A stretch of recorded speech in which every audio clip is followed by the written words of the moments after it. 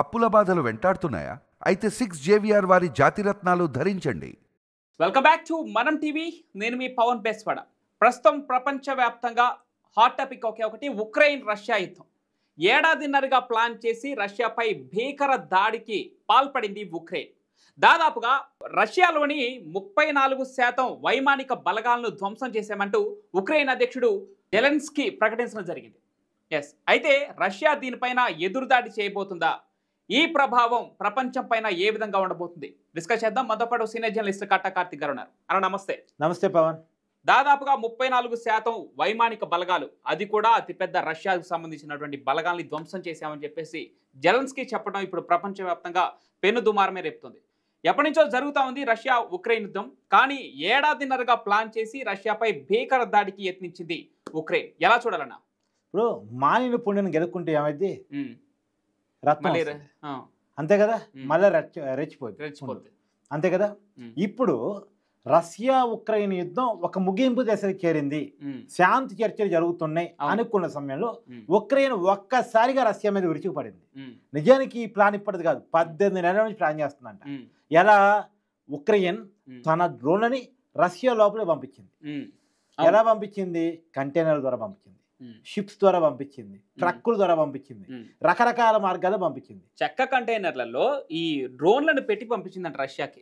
Russia సొంత స్థలంలో ఉండి ఇది రష్యా వైమానిక స్థావరాలపై దాడులు చేయడం అంటే చిన్న విషయం కాదు. రెండోది, రష్యాలో కొంతమంది కోవర్ట్లను పెట్టుకుంది, ఏజెంట్లను పెట్టుకుంది, తన పౌరులకు కొంతమంది రష్యన్ భాష నేర్పించేసి వాళ్ళ దేశాన్ని పంపించింది. తర్వాత మళ్ళీ అక్కడ డ్రోన్లు రైట్ టైంలో రైట్ ప్లేస్ కి చేరిన తర్వాత మళ్ళీ వాళ్ళని వెనక్కి మళ్ళీ తన పౌరులకు ఒక్కళ్ళు కూడా ఇబ్బంది కాకూడదని వాళ్ళందరినీ వెనక్కి పిలిపించుకుంది. కేవలం రష్యా పౌరులు ఎవరైతే ఏజెంట్ గా ఉక్రెయిన్ కోసం పనిచేస్తున్నారో వాళ్ళ ద్వారా ఈ దాడి చేపించింది. చూసావా? రష్యన్ పౌరుల చేత రష్యా మీదే దాడి చేపించింది. ఎలా దాడి చేపించింది?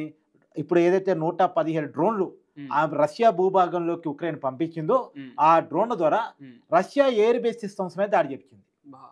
తర్వాత దీనివల్ల 41 రష్యన్ యుద్ధ విమానాలు పూర్తిగా ధ్వంసమైపోయింది. అనేక ఎయిర్ బేస్ సిస్టమ్స్ పాడైపోయింది. ఇప్పటి వరకు జరిగిన నష్టం దాదాపు లక్షల కోట్లు. మళ్ళా ఉక్రెయిన్ కానీ ఖర్చు ఎంత అనుకున్నాం? ఒక్కొక్క డ్రోన్ కాస్ట్ 40,000 ఒక్కొక్క డ్రోన్ కాస్ట్. అంతే. ఆ 40,000 ఇంటి 117 డ్రోన్లు వేసుకో, ఎంతో కాదు ఖర్చు. కానీ అంత తక్కువ ఖర్చుతో ఒక భారీ పెద్ద ఆస్తి నష్టాన్ని రష్యా కలిగించింది. సో రష్యా ఇప్పుడు రగిలిపోతా ఉంది.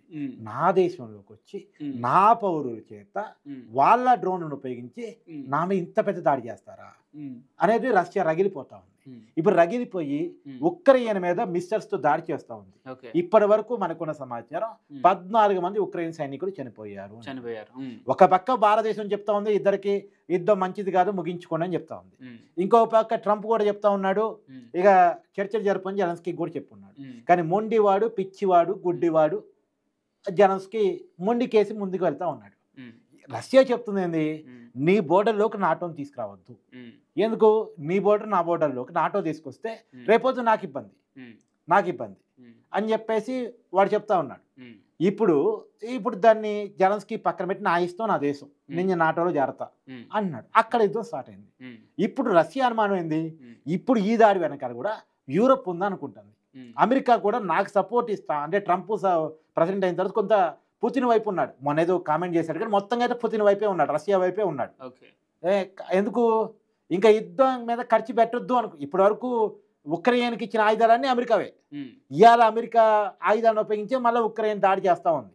కాబట్టి ఉక్రెయిన్కి ఆయుధ సహాయం, సైనిక సహాయం, డబ్బు సహాయం అన్నీ చేసింది అమెరికా. ఇక దీన్ని కొద్దిగా తగ్గిద్దామని అమెరికా అనుకుంటుంది, యుద్ధాన్ని ముగిద్దాం అనుకుంటుంది.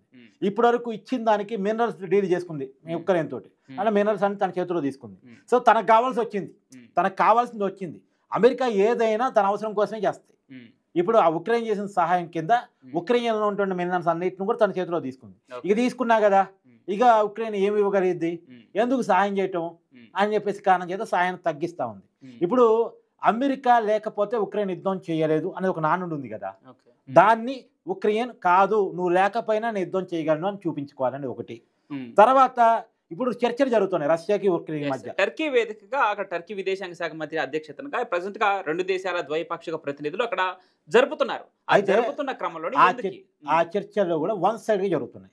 ఎందుకు ఉక్రెయిన్ ఓడిపోయిందని, ఉక్రెయిన్ చేతులు ఎత్తేసిందని, పోరాడే స్థితిలో లేదని, అమెరికా లాంటి దేశాల సాయం కూడా చేయట్లేదు కాబట్టి ఇక ఉక్రెయిన్ అంటే వీళ్ళు చెప్పేదే ఉండదు, రష్యా చెప్పేది ఉక్రెయిన్ లొంగిపోయింది అన్నట్టు అనేటట్టు ఉంది చర్చలు.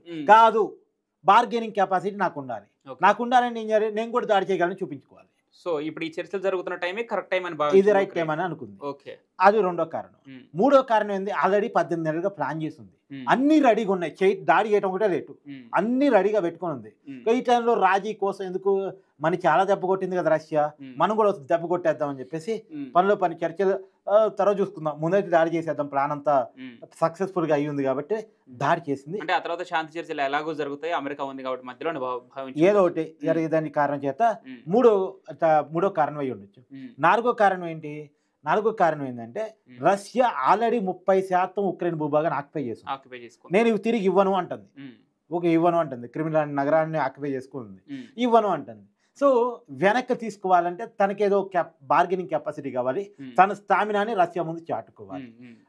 ఆ కారణం నాలుగో కారణం కనబడుతుంది. ఈ మొత్తంగా కొన్ని కారణాలు ఏవైతే ఉక్రెయిన్ని ఈ దాడి చేయడానికి ప్రేరేపించాయని నేనైతే అనుకుంటున్నాను.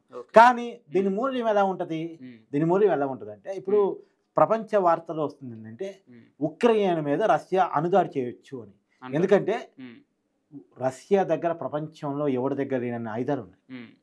కాకపోతే ఒక నిబంధన ఉంటుంది, నాట్ ఫస్ట్ యూజ్ అని. అంటే ఫస్ట్ యూజ్ మన వైపు నుంచి ఉండదు, అవతల వైపు నుంచి వచ్చినప్పుడు తప్పనిసరి పరిస్థితులు మనం వాడాలనేది ఒక నిబంధన. యుద్ధాన్ని ప్రేరేపించిన దేశం మందని ప్రపంచ దేశానికి చెప్పొద్దు ముందు, మనం ఆ రకంగా దాడులు చేసి అనుభవం విషయం మనం ఫస్ట్ మొదటిగా వాడద్దు. ఎందుకంటే అనుభవం వాడటం అంత చిన్న విషయం కాదు పవన్.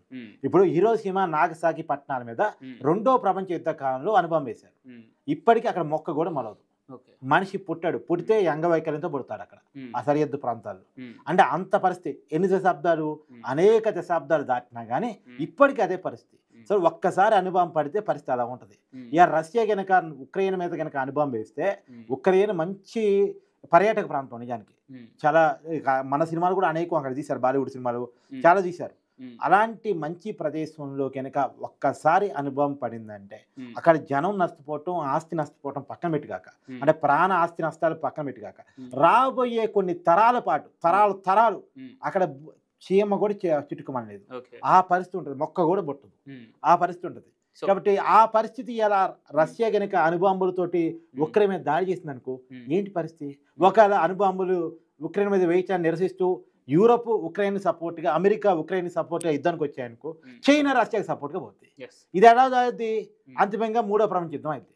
ఎవడి మీద ఎందుకు ఎవడు ఎలా దాడి చేస్తున్నాడో తెలియకుండా అయిపోయింది. సో కాబట్టి ఏదైనా రష్యా ఉక్రెయిన్ మధ్య యుద్ధ వాతావరణం నెలకోవటం అనేటువంటిది ప్రపంచానికి ఒక మంచి సంకేతం కాదు.